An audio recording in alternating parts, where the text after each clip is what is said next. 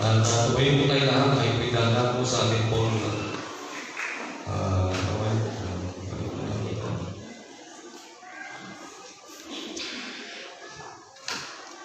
okay, buksan po natin ang mga Biblia. Dito po tayo sa Mark chapter number 5. Mark chapter 5. Okay, paki-close lang po yung mga cellphones na para may narinig tayo ng tulog ng cellphone. Paki-sarap na yung mga po. Sa pakisamaan po tayo, so please, respeto natin po yung ating pong pakisamaan. So please, pakisara natin yung mga cellphones. Mas magandang i-off nyo muna para walang tulog-tulog. Ang pinakamagandang i-off nyo yung cellphone, buksan yung isip, puso, tenga. At please, tayo matuto ng salita ng Diyos ngayong umaga. Okay, dito po tayo sa chapter 5 in the book of Mark. Ako na magbabasa, sundan nyo lamang po ako. Mark chapter 5. Mark chapter 5. Okay, nandiyan na po kayo. Amen. Verse number 1, sabi niya, they came over unto the other side of the sea, into the country of the Gadarenes. And when he was come out of the ship, immediately there met him out of the tombs a man with an unclean spirit. Tandaan niyo po yan, yung word na unclean spirit, who had his dwelling among the tombs, and no man could bind him, no, not with chains, because that he had been often bound with fetters and chains, and the chains had been plucked asunder by him, and the fetters broken in pieces. Neither could any man tame him. And always, night and day, he was in the mountains and in the tombs, crying and cutting himself with stones. But when he saw Jesus afar off, he ran and worshipped him, and cried with a loud voice, and said, What have I to do with thee, Jesus, thou Son of the Most High God? I adjure thee by God that thou torment me not. For he said unto him, Come out of the man, thou unclean spirit. And he asked him, What is thy name? And he answered, saying, My name is Legion, for we are many. And he besought him much that he would not send them away out of the country. Now there was there nigh unto the mountain a great herd of swine feeding. And all the devils besought him, and saying, Send us into the swine, that we may enter into them. And forthwith Jesus gave them leave, and the unclean spirits went out and entered into the swine, and the herd ran violently down a steep place into the sea.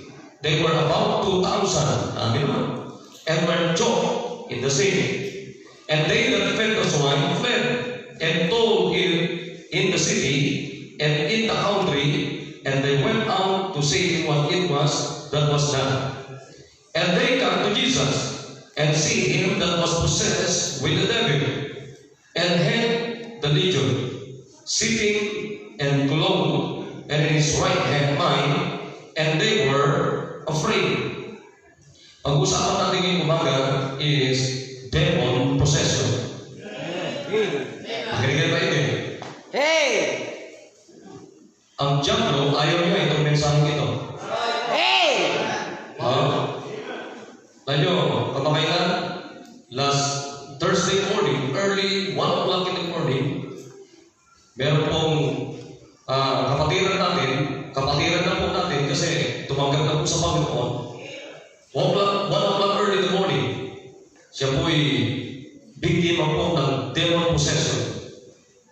At hindi po makas-out. And then sabi ko, dali dito sa church at dito po namin kinas-out, mga kapatid. At salamat naman na siya po'y tumanggap na sa Panginoon. Maayos na po siya. Kaya alam niyo po, ang demon possession, hindi po ito biro, ito po yung totoong pangyayari makinig kayo maigi, sapagkat uulitin ko sa inyo, maraming beses na po nagkakas out ng mga demon possess. Kaya kung kayo mismo, ay sabi ko sa inyo, hindi ko biruan ito. Pero makinig kayo sapagkat mahalaga ito na malaman niyo po, ito pong tinatawag na demon possession. Explain ko sa inyo na maigi. Manalangin po tayo.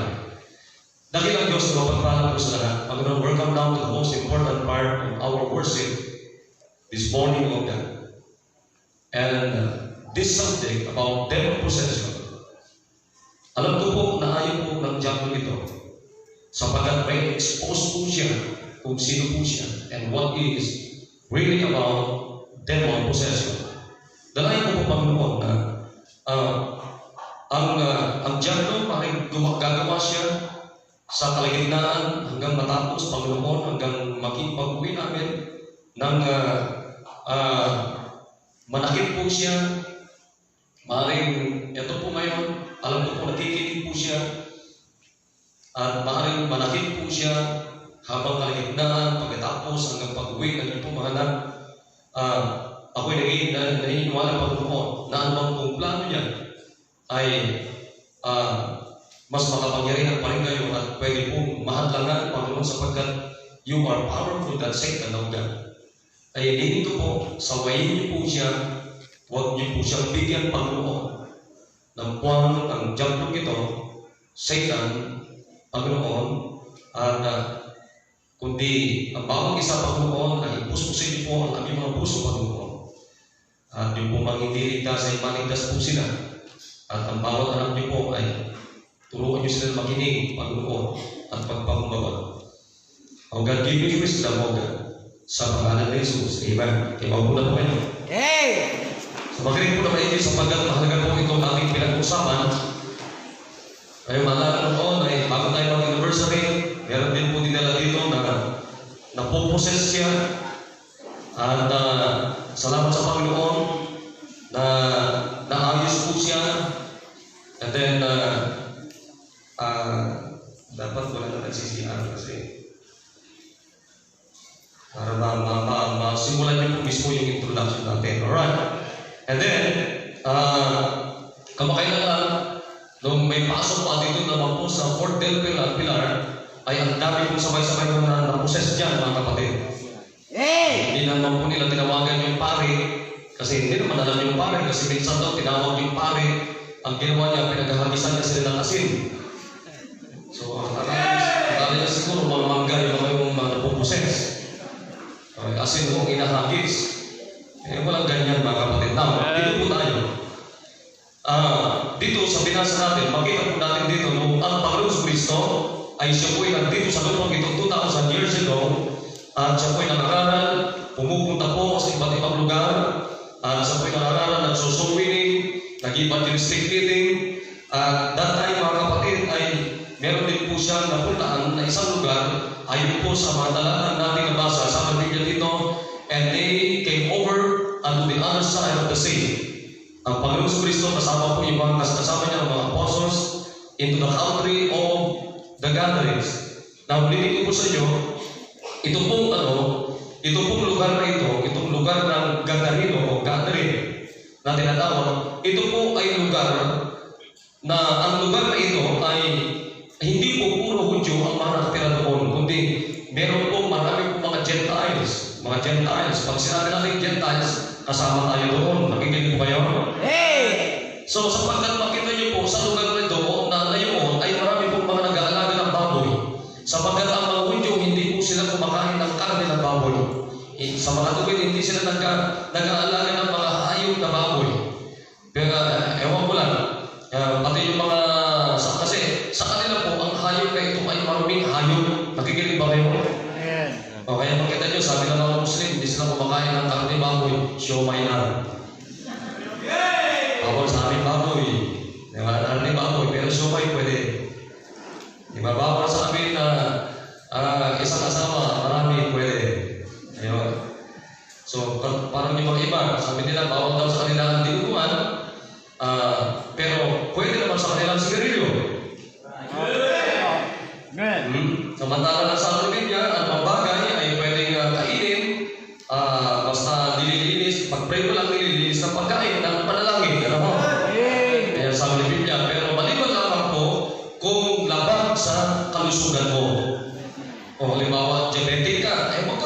asukal.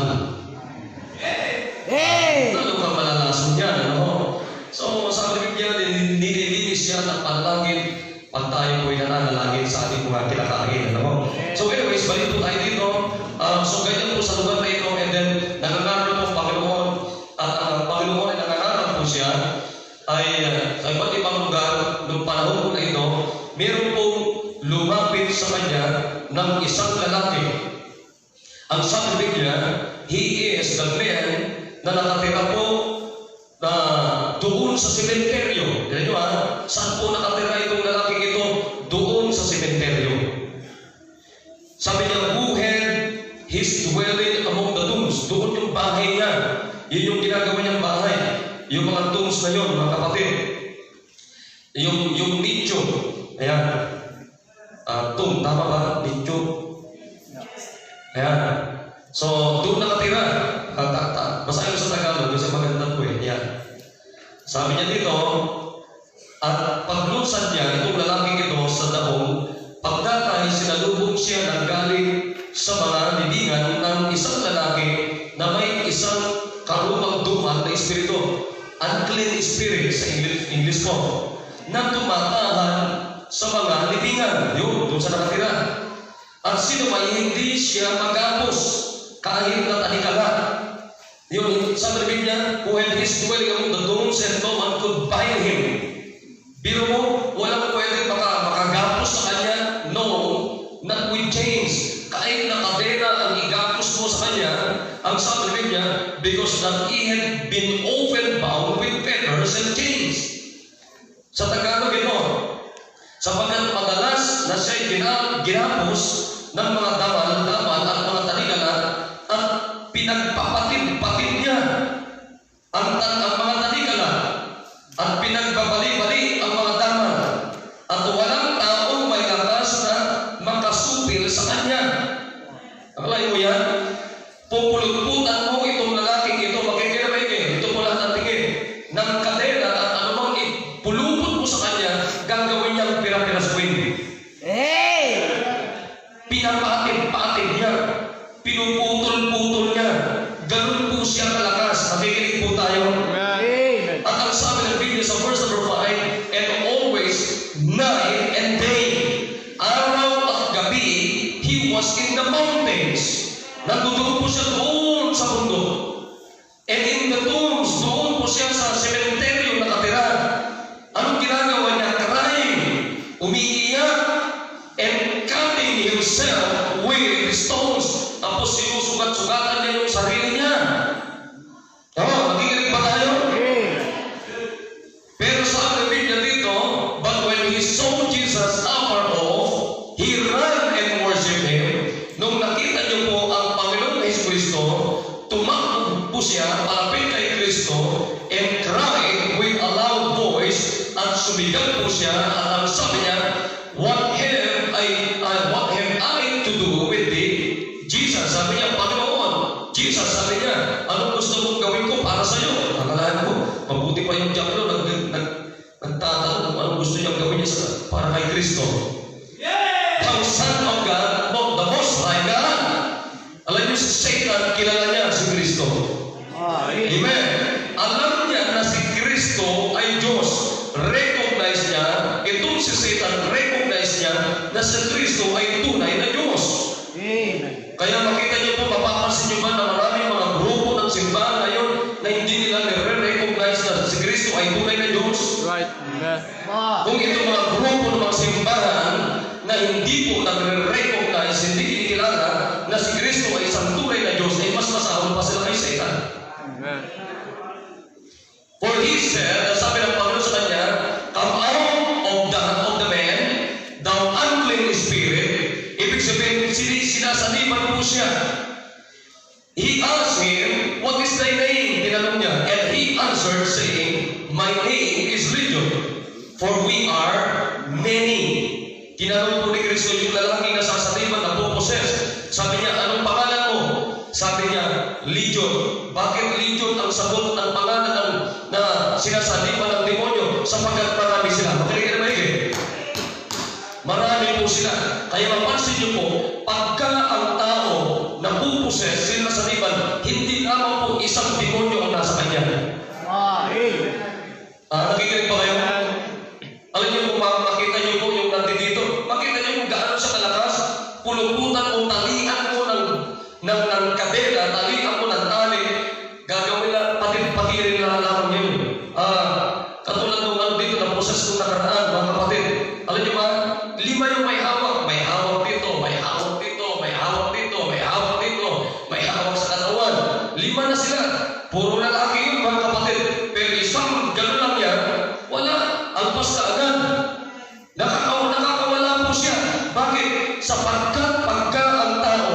pinasukan ka ng demonyo, makinig kayo maigit, totoo po ito. Ha? Pinapapasukan ka ng demonyo, ang tawag po yan sa papasok sa iyo ay restless spirit, unclean spirit. Nakikinig po tayo? Unclean spirit, restless spirit. Ibig sabihin, sapagkat sila po ay restless, walang kapahingahan, pag pumasok sa iyo magpapahinga. Ang problema naman mga kapatid, pag sa iyo magpapahinga, ikaw naman ang walang kapahingahan. Kaya ang tawag doon ay mga kapatid ay restless spirit. Pero makinig kayo maigi. Hindi lamang po isang demonyo ang papasok sa iyo. Kaya nga sabi dito mga kapatid, ilan ang nakaposes, ilan ang pumasok, mga kapatid, sumali sa lalaking ito, legions, ibig sabihin, marami. Amen. At ang sabi ng Biblia mga kapatid, and he besought him much that he would not send them away out of the country. Natakot po ito mga demonyong ito. Kaya sabi nila, hinihingi nila kay Kristo mga kapatid, now sabi nila, kami, ngayon mo na ba kami humusgahan? Sabi nila gano'n, humingi po sila ng pabor kay Kristo. Anong hinihingi nila? Sabi ng Biblia, and all the devils besought him, saying, send us into the swine. Sabi din ng mga demonyo kay Kristo, pwede bang ipadala mo kami doon sa mga baboy? Bakit pinili po nila yung baboy na puntahan? Pag umalis sila dito sa lalaking ito, sapagkat ang baboy ay maruming hayop. Kaya ang demonyo mga kapatid, marumi. Ang gusto ng demonyo ay marumi. Kaya mga kapatid, sino po ang sinasaliman ng mga demonyo? Mga unsaved people. Unforgiven people. Nakikinig po tayo. At pumasok po sila doon sa mga baboy. At doon po sila nagwala-wala. At ang sabi ng Biblia, and they that fed the swine fled and told Ian into the city and in the country, and they went out to see what it was that was done. So, talagang, alam nyo, pagka ang demonyo pumasok sa iyo, papatayin ka. Nakikinig kayo mga kapatid, papatayin ka talaga yan. And then, ang maganda naman dito mga kapatid, pagkatapos po ito, mag-cast out ng Panginoong Jesucristo, ito na. And they, pagkatapos po, mag-cast out, itong lalaking ito, umalis yung mga demonyo, doon sa lalaking napuposes, mga kapatid, ito magandang resulta. And they come to Jesus and see him that was possessed with the devil and had the legion, sitting and clothed and in his right mind, and they were afraid. Alam mo, napakaganda ito mga kapatid. Sa Tagalog ito yun. Ito maganda ito sa Tagalog. At nagsiparoon sila kay Jesus at nakita nila ang inalihan ng mga demonyo, yung lalaking sinasaliban, possessed ng mga demonyo, na nakaupo, nakapanamit, at matino ang kanyang pag-iisip. Amen. Kaya nga mga kapatid, pagka ang demonyo saliban ka, papasukan ka, wala kang matinong isip. Right. Amen. Wala ka sa katinuan. Nakikinig ba tayo? Hindi matino. Hindi mo rin alam na wala ka sa katinuan. Makinig ka na ba yun? Pabalikan natin yun. Satan, devils, or demons, are the fallen angels na nagrebelde sa Diyos. Nakikinig po? Or tinatawag na unclean spirits. Use the body, ginagamit po yung ating katawan to distort and destroy man's relationship with God, upang sirain yung ating relasyon sa Diyos and likeness to Him. Even today, kaya maging sa panahon natin ito, demons are dangerous, powerful, and destructive. while it is important to recognize their evil activity. So we can stay away. Kaya nga pinag-aaralan natin ito mga kapatid upang makita natin, malaman natin yung mga evil activities ng mga demonyo. So we can stay away from them. Amen. Amen. Amen. We must avoid any curiosity so we can stay away from them. We must avoid para ma-avoid natin, malaman natin ito pala gawain ng demonyo ito, lalo-lalo na mga kapatid dito sa environment natin. Our environment with demonic forces. Alam niyo ba, ang ating environment mga kapatid ay punong-puno ng demonic forces sa paligid po natin. Amen. Grabe po ang impluensya ng demonyo sa ating pong paligid mga kapatid. Kung hindi nyo po napapansin, kaya po natin hindi napapansin masyado ito sapagkat mga kapatid, tayo po'y masyadong obsessed din ng demonyo. Tama, hindi explain natin yan. So what is possession? So kanina pinaliwanag ko po sa inyo patungkol po sa demonyo, ang mga demonyo, mga devils, mga demons mula kay Satan, mga kapatid, ay ito po ay mga nagrebelde na mga anghel laban sa Diyos. Amen. Ilan po nakuha po ni Satan ang 1/3 ng mga angels na ito na nagrebelde sa Diyos. Ganun po sila karami mga kapatid. And they are powerful. The devils, Satan's devils, and the demons are powerful and they are created beings. Come on, okay? So pag sinabi natin possession, it means the condition of having or owning something. The condition of having or owning something. Pag sinabi mo possession, possess ka, inaari ka. Nakikinig mga kapatid? Something that is owned or possessed by someone. The act of having, taking control. Ibig sabihin, aariin ka,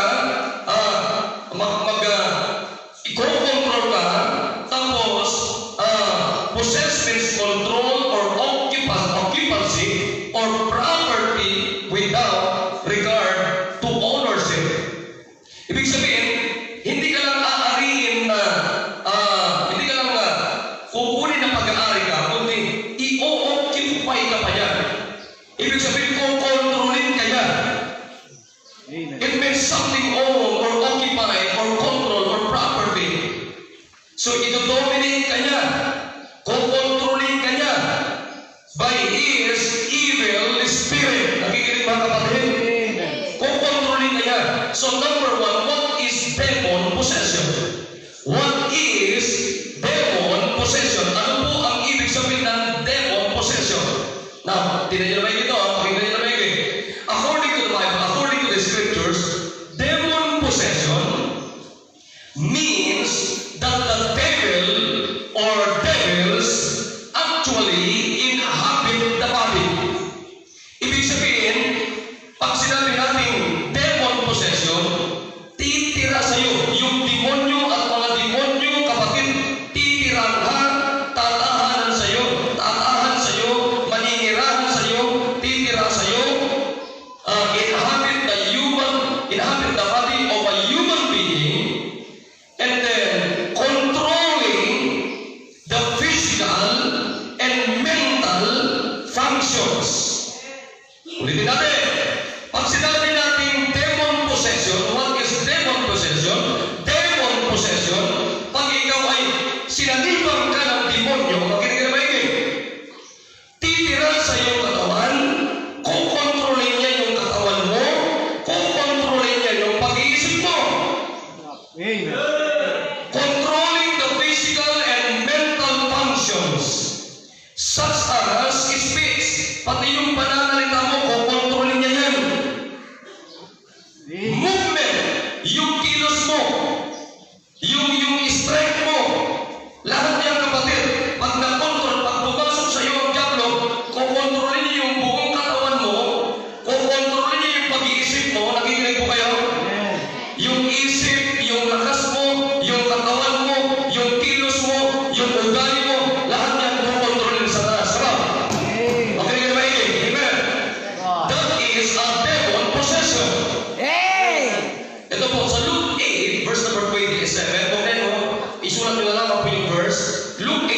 7, sabi niya, and when he went forth to land, there met him out of the city a certain man which had devils long time. O sabi naman ni Luke, meron din pong ito na nasasaniban long time, napakatagal na panahon, and were no clothes, walang damit. Amen. No clothes, neither abode in any house, but in the tombs. Yun, parehas lang yun. Saan nakatira itong taong ito na sinasaniban? Doon sa sementeryo, walang damit. Oh, nakikinig mga kapatid. Sumisigaw, sinusugat yung sarili. Tapos walang matinong pag-iisip. Right. Amen. May lakas na kakaibang lakas ng galing sa demonyo. Tatalian mo, puputol-putulin nyo kahit ang itali mo sa kanya. Ganong kalakas mga kapatid ang isang taong sinaniban ng isang demonyo o ng mga demonyo. Amen. Makikinig tayo? Makikinig na maigit. Second question is, can a believer be a demon possessed? Amen. Can a believer be a demon possessed? Pag sinabi natin believer, ikaw ngayon ay nagsisi ng kasalanan, tumanggap kay Kristo bilang Diyos at sarili mong tagapagligtas. Nakikinig mo? Yung po ibig sabihin ng believer. Ibig sabihin, pag ikaw pa ay tumanggap na kay Kristo, pwede pa ba na ikaw ay masalipan ng mga demonyo? Makinig. This is an issue of much debate in the last days. Alam niyo ba na issue ito? Issue ito mga kapatid. Now, makinig na maigit. It is apparent, there is a mark. Ito muna gusto ko ipakita sa inyo bago ko sagutin ito. Ang mananampalataya ba? Ang tumanggap ba kay Kristo? Ang ligtas ba? Pwede pa bang masaliban? Sasabihin. Mamaya-maya ko sagutin yan. Pero ito muna.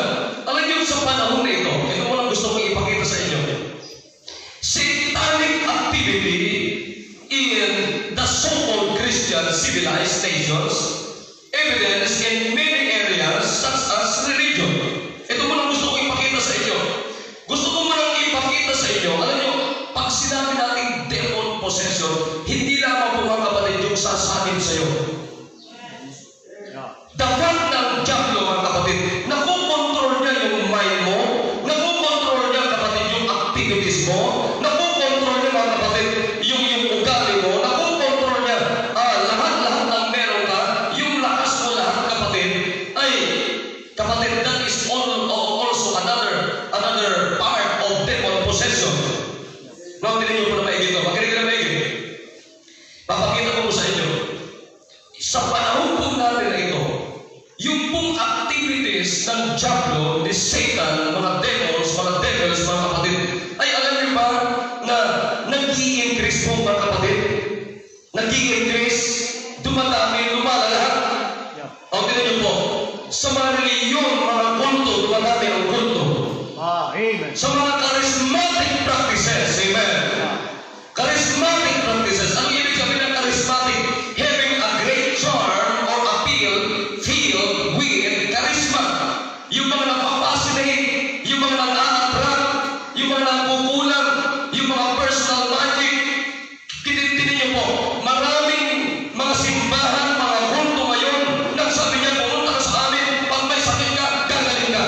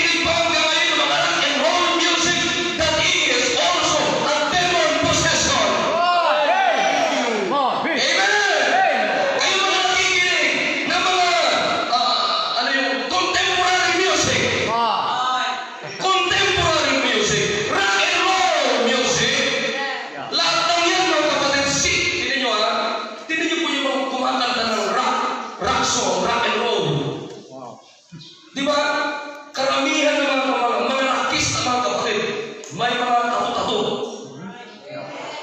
Yup. On. Ha? Karamihan ng mga artista, mga kapatid, nagdadrugs yan bago sila mag-concert. Amen. Karamihan ng mga artista, mga kapatid, tinan mo yung parang may mga tao na yan. Amen. That is another demon possession. Akala niyo yung masasakipan lang na tapos magagano'n-gano'n. Hindi po. Yung mga kumakanta, nakikinig ng mga rock and roll music, that is also a demon possession.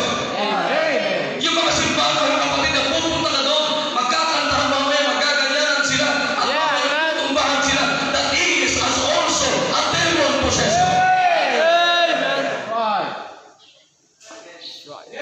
Ha? Charismatic music, contemporary music. Kaya makita nyo dito sa ating simbahan, hindi tayo gumagamit dito ng mga electric guitar. Amen. Ha? Ang gamit natin dito, piano lamang, organ, violin. Walang electric guitar dito. Amen. Anong kinakanta natin dito? Christian music. Pure Christian music.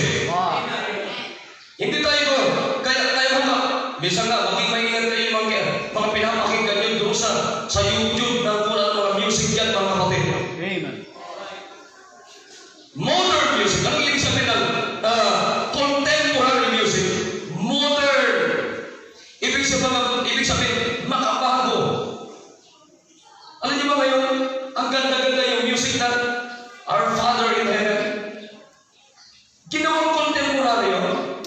Our Father in Heaven.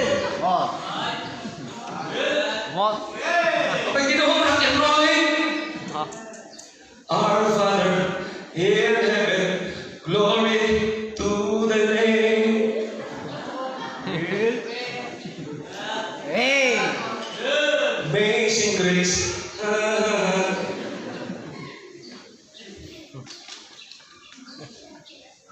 Pero sa Baptist, alam niyo ba may mga Baptist din na ganyan? What? Yeah, amen. Pero Baptist sila, tawag nila sa kanila. Dito sa simbahan, mga kapatid, pure Christian music. Ha? Ang pinapakinggan natin dito, ano ba yung mga demon possession? Drugs! Amen. Hey! Ano ba yung mga demon possession? Kung ikaw ay gumagamit ng shabu o anumang drugs, mga kapatid, that is also a demon possession. Ha? Kaya yung gumagamit ng shabu, tinan mo yung shabu, gumagamit ng mga shabu, mga kapatid, kahit ikulong mo na yan, doon sa loob ng kulungan, gagamit pa rin ng shabu. Ha? Kaya makita niyo yung mga drug lords, mga kapatid, doon sa kulungan, nagbebenta pa rin. Amen. Matitindi yung mga drug lords, pati yung mga official ng PNP, official ng, ano Warden. ha? Warden. Hindi, yung ano yung nagbubulat niya sa mga preso? Ano yun? Hindi, di ba? Police yung ano, di ba? Dati police, ano yun? BJP. BJP, yun. Di ba? Tignan nyo yan. Ano mo pagka-demon process ka ng drugs, shabu? Good night, sasabihin ko sa inyo. Pati yung mga nagbabantay ng police, BJP, nakukontrol sila. Ha? Bigyan lang ng isang singhot na shabu. Kasama na nila yung BJP. Kasama na yung pulis. Kaya makita nyo hanggang sa mga hinaran ng pulis, gumagamit, biktima ng mga shabu. Ay mas matindi yan. Kaya lahat po yan ay bahagi po ng demon possession. Amen!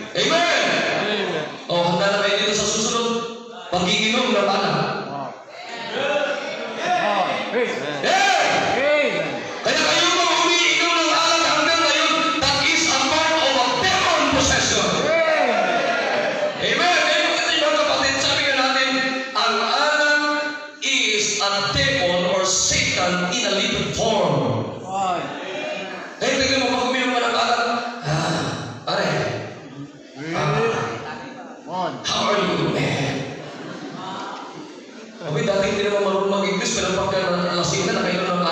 English speaking na.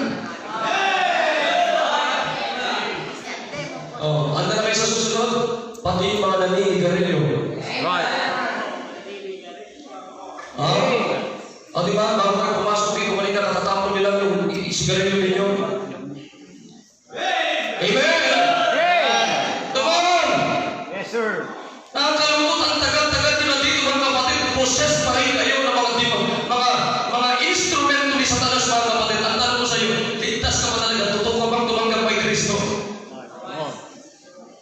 Sigarilyo, droga, pag-iinom ng alak.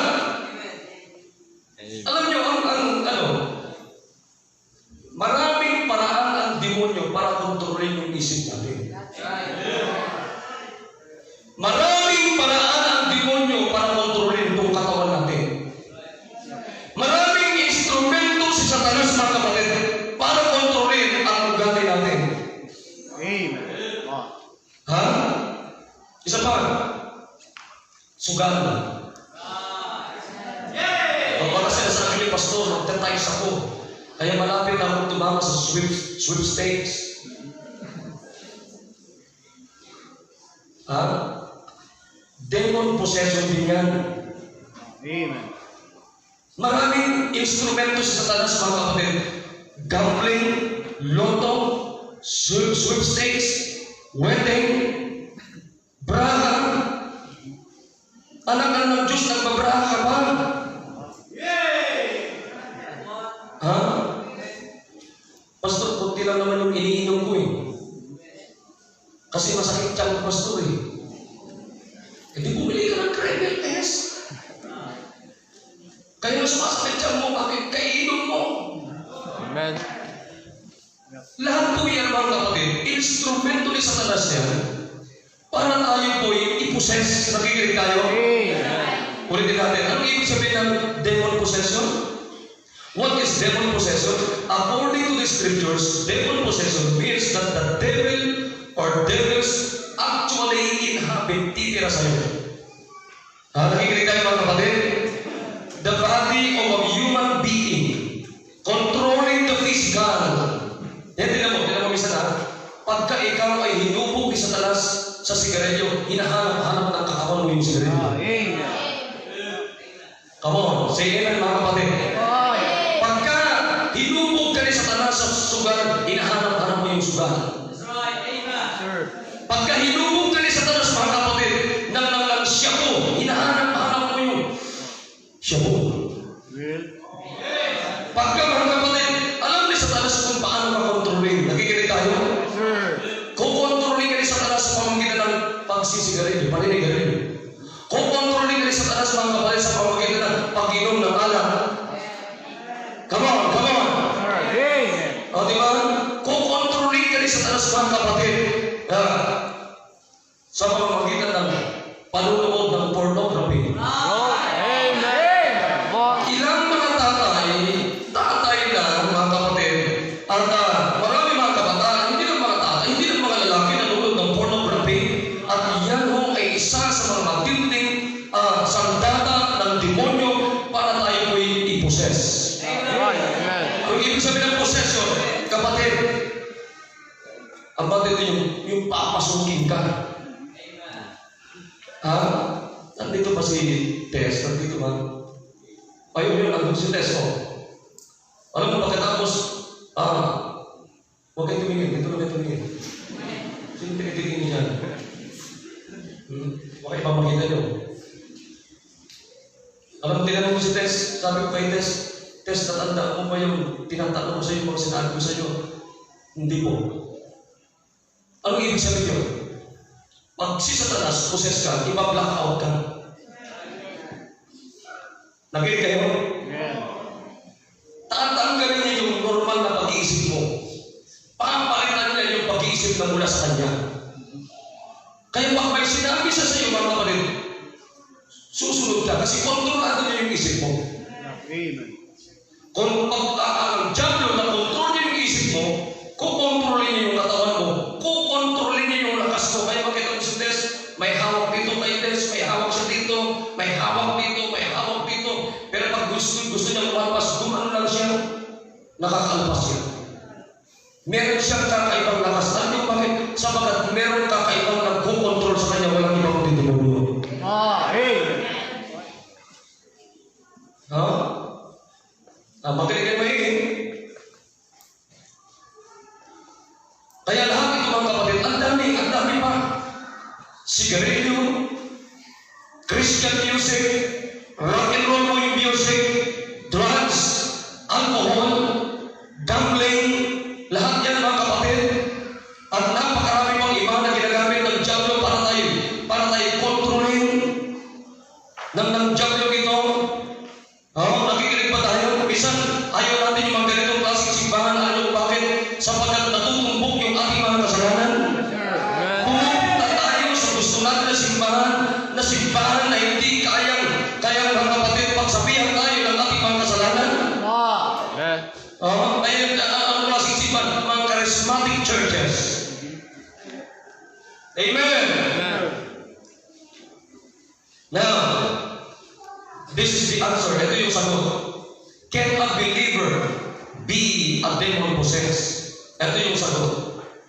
Believers can never be a demon possessed. Hindi na po dapat mga kapatid saniban pa at kayang saniban ng demonyo ang isang tumanggap na kay Kristo. Nakikinig mga kapatid? Hindi na pwedeng saniban. Wala nang kakayanan ang diablo kapatid na saniban ang isang mananampalataya. Ibig sabihin, tumanggap na kay Kristo. Pag tinanggap mo na si Kristo, hindi ka na dapat sasaniban. At hindi na po, wala nang kapangyarihan. Hindi na po natin. Maganda po yung may talata tayo. Dito po, 1 Corinthians chapter 6. 1 Corinthians chapter 6. Verses 19 and 20. Pakinggan niyo po. Ano sabi ng Biblia dito? Basahin natin lahat. Ready, read. 1. Know ye not that your body is the temple of the Holy Ghost? Amen. Which is in you, which ye have of God, and ye are not your own. Amen. For ye are bought with a price, therefore glorify God in your body and in your spirit. Amen. Which are God's. Paliwanag po. Amen. So bakit po wala na pong kapangyarihan ng demonyo na saniban, kapatid, ang isang tumanggap kay Kristo, sapagkat ang sagot dito po ng Biblia ay sa oras na tinanggap natin si Kristo, ang katawan po ito ay templo ng Diyos. Tirahan ng Diyos. At ang sabi ng Biblia sa oras na ang banal na Espiritu, the third person of the Godhead, sa isang tao na tumanggap kay Kristo, hindi na po aalis ang banal na Espiritu sa isang tao tumanggap kay Kristo. Kaya hindi na po pwedeng pumasok sa atin, sumanib sa atin ang mga unclean spirits, ang mga demons, ang mga devils, sapagkat ang nakatira na sa atin ay banal na Espiritu. Therefore, hindi na pwedeng tumira sa atin ang isang ang mga demonyo, mga kapatid. Powerless po sila. Wala na po silang kapangyarihan. Amen. Wala na silang power. Wala na silang kapangyarihan, kapatid. Kaya na dapat pag tinanggap mo na si Kristo, hindi na dapat masumpungan sa atin, kapatid, yung mga rock and roll music. Hindi na dapat masumpungan sa atin yung drugs. Hindi na dapat masumpungan sa atin yung sigarilyo. Hindi na dapat masumpungan sa atin yung pagpag-inom ng alak, pagmumura, lahat ng bagay na gawain mula sa demonyo. Hindi na dapat masumpungan sa atin, kundi dapat ang masumpungan ng Diyos sa bawat isa sa atin ay mag-inom pag-iisip. Makita niyo po yung sinalipan dito ng demonyo nung siya'y nag-cast out ng Panginoon Kristo. Ano sabi niya? Sabi ng Biblia, nakaupo na po, nakikinig na kay Kristo. Di ba? Kaya dapat kung ligtas ka, hindi ka na dapat pumupunta pa kay kumpare para magipag-inuman. Amen. Kundi dapat nandito ka sa simbahan at nakikinig ka sa salita ng Diyos.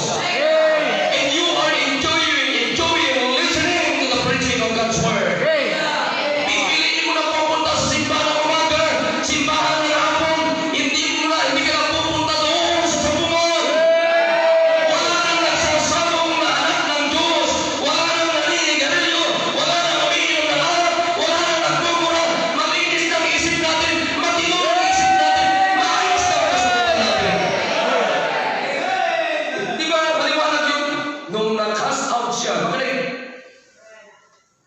house yan.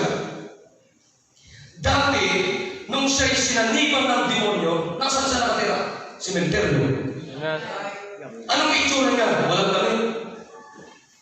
Anong bahay niya? Yun, nicho. Ha? Anong ginagawa niya sa sarili niya? Sinusugatan niya. Ha? Bakit? Walang matinong isip. Pero nawala yung demonyo, kapatid, yung mga demonyo, matinong ang isip. May damit na, maaliwalas na yung isip niya, maayos na ugali niya, nakikinig na sa Panginoong Hesus Kristo. Amen.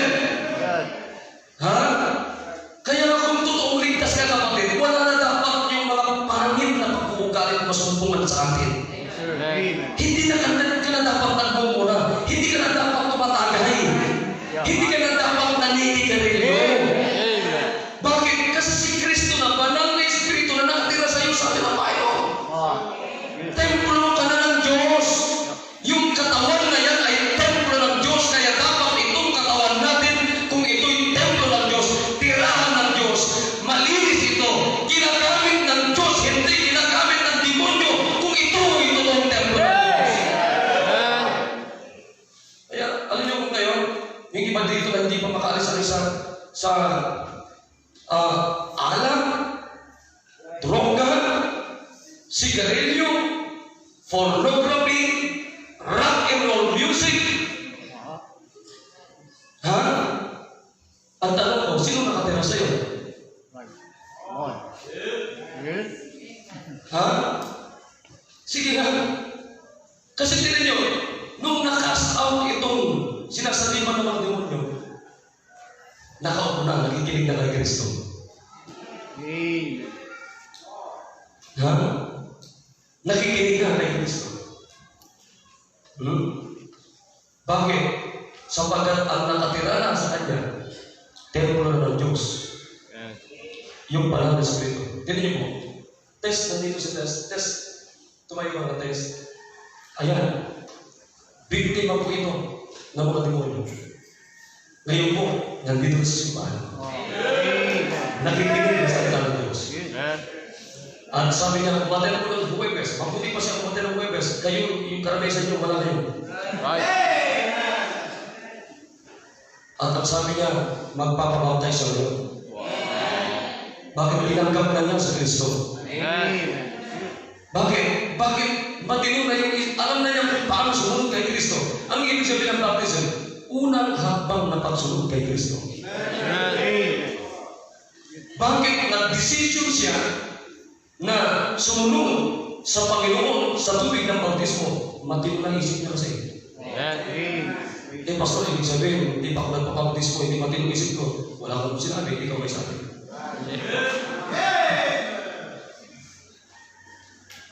Ha? Basta sabi rin niya, ang unang hakbang na pagsunod kay Kristo ay water baptism. No? Ang tanong ko sa iyo, bakit hindi ka nagpapabautismo? Ibig sabihin, meron kang ibang sinusunod. Kasi kung si Kristo ang totoong sinusunod mo, dapat nagpapabautismo ka na. Now, ang tanong ko sa inyo, sino po ba talaga? Putulin ko muna dito. Kasi gusto kong natagan ko kayo ng mga verses, pagtitibayan ko sa inyo mula sa salita ng Diyos na ang isang tumanggap na kay Kristo ay hindi na po dapat, hindi na po kailanman pwedeng saliban ng demonyo. Ngayon, sinagot ko po sa inyo, yung tanong ko sa inyo, can a believer be a demon-possessed? Believers can never be a demon-possessed. Sapagkat ang liwanag po dito, di ba? Ano sabi ng Biblia? Your body is the temple of the Holy Ghost. Kaya ang tanong ko sa inyo, kung templo nga at ang Holy Spirit ang nakatira na sa iyo, bakit naninigarilyo ka pa rin? Bakit wala pa rin sa katimuan ng isip mo? Bakit umiinom ka pa rin ng alak? Bakit nagmumura ka pa rin? Bakit nagsusugal ka pa rin? Bakit nanonood ka pa rin ng porno? Ha?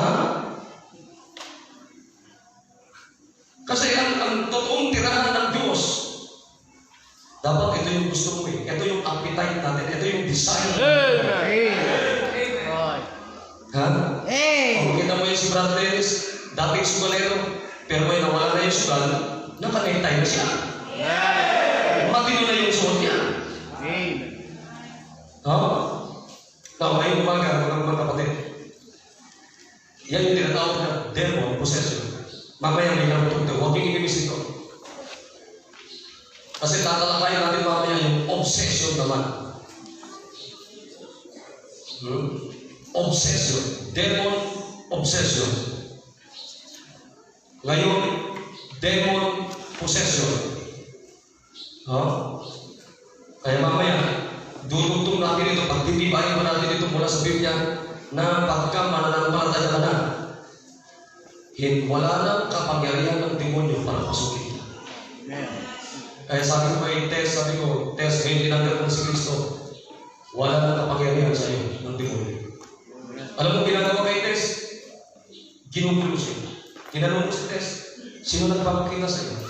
May nagpapakita ba sa iyo? Meron po. Lalaki ba ba? Lalaki po. Anong itsura niya? Nakaputi po siya. Tapos sabi niya, nung siya dinala dito sa simbahan, sumakay din doon sa sasakyan. Siya lalaki. Pero sabi ko sa kanya, huwag ka na maniniwala sa kanya. Sapagkat sinungaling siya. Mas makapangyarihan ngayon na nasa iyo, walang iba kundi ang banal na Espiritu. Bakit tinanggap na natin? Makinig, tapos na po. Mas makapangyarihan ang banal na Espiritu na nasa atin kaysa alak, sugal, sigarilyo, droga. Yes, sir. Amen. Alam mo bakit banal na Espiritu na natin sa iyo? Malinis ka na. Hindi na ikaw marumi. Nakikinig mga kapatid? Ha? Kaya ngayong umaga, siya sa atin ninyo, saliksipin po natin ang ating mga sarili. Totoo bang tinanggap ko si Kristo? Totoo bang Holy Spirit ang nakatira sa akin? Bakit? Katatapos ko lang yung sigarilyo ko kanina. Ha? Bakit? Nagmumura pa rin ako. Mamaya po, maganda po itong tulong itong preaching na ito. Huwag niyong i-miss mamaya. Sana po mga kapatid, kontrolado kayo ng Holy Spirit hanggang mamaya na po. Be sure na nandito kayo mamaya. Pero hindi Holy Spirit ang may control sa inyo, delikado po yun. Tumayo po tayo. Let's come to God and talk to God this morning. Kneel down and talk to God. Hindi po. Sino pong nakatira sa atin? That's my question.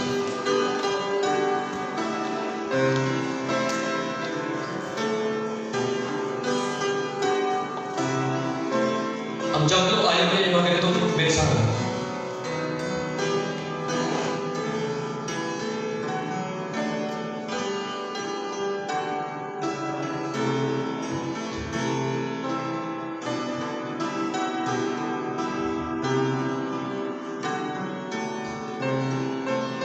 Oras po na tinanggap natin ang Panginoon Hesus Kristo bilang Diyos at sarili tagapagligtas natin sa Biblia.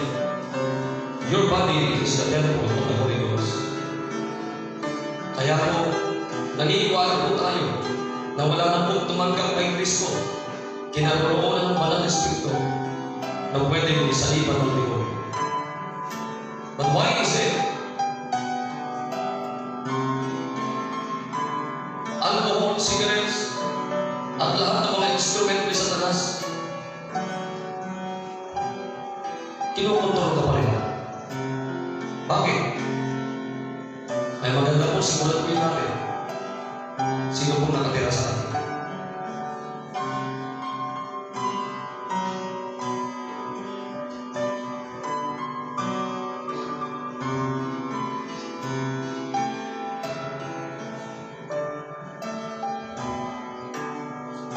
Dakilang Diyos na mapagpalang kapangyarihan po sa lahat. O Diyos, salamat po sa inyong salita ngayon po hapon. Salamat po sa liwanag ng kasagutan ng aming pong katanungan, Panginoon. na sa oras po na kami po nagsisi ng kasalanan, tinanggap po kayo namin. Tinanggap po namin ang Panginoon Kristo bilang Diyos at sarili na kapagligtas. Our body is the temple of the Holy Ghost. And we are sealed with the Holy Spirit of God. Panginoon. Kaya tulungan niyo po kami na masaliksik po mismo ang aming mga sarili, Panginoon, bawat isang mga anak ninyo, Panginoon. Bakit po? Nagkukontrol pa rin sa amin ang mga devils, Panginoon. Kaya mahalaga po na malaman namin, mahalaga po, Panginoon, na makita namin itong mga bagay nito. Kaya tulungan niyo po ang bawat isa yung mga hindi paligtas, kung tumanggap, Panginoon, maligtas po sila at totoo po nila kayong tanggapin bilang Diyos sa sarili ng pagligtas. Panginoon Kristo. At yung po mga matatagal na pong Kristiyano na hindi pa rin po banal na Espiritu na nagkukontrol, kausapin niyo po sila, Panginoon. O Diyos, salamat po sa inyo po sa inyo. Mamaya hapon po, Panginoon, ay meron pong continuation ng mensahe ko. Sana po, Panginoon, ang mga anak ninyo ay marinig po nila ito. Upang makita po nila, lalo, Panginoon, gano'n po kahalaga yung pong kaligtasan po namin na tinanggap po na sa iyo. At makita po namin that once we receive you, Satan is powerless over you. O Diyos, salamat po at kausapin niyo po yung mga bisita, kaligtas sila at sumunod sa tubig ng bautismo at kausapin niyo po yung muna. Salamat po, Diyos. Pinabalik namin sa inyong kapurihan sa pangalan ni Jesus. Amen. Okay, so ngayon, may natutunan tayo. Amen. Mga kapatid, huwag niyong iniris ito kasi paano putol ito, hindi nyo makapresent namin itong mensahe ito kung wala kayong mamaya hapon. So please, be here this afternoon para makamili po yung mensahe. Makumpleta niyo po.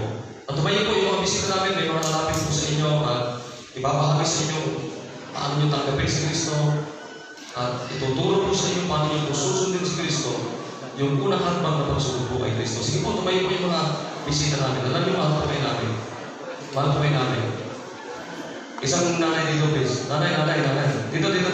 Sister Vicky. Dito. Ayan.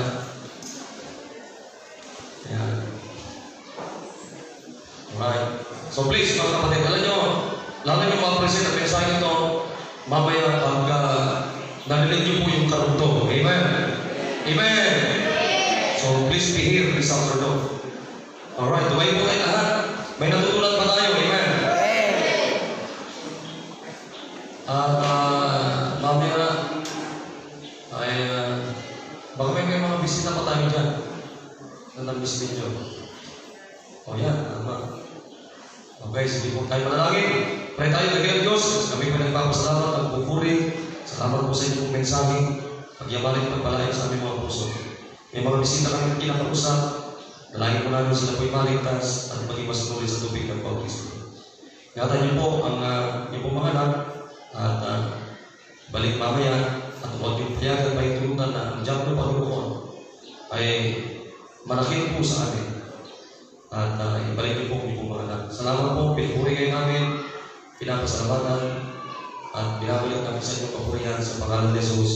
Amen. Salamat, magandang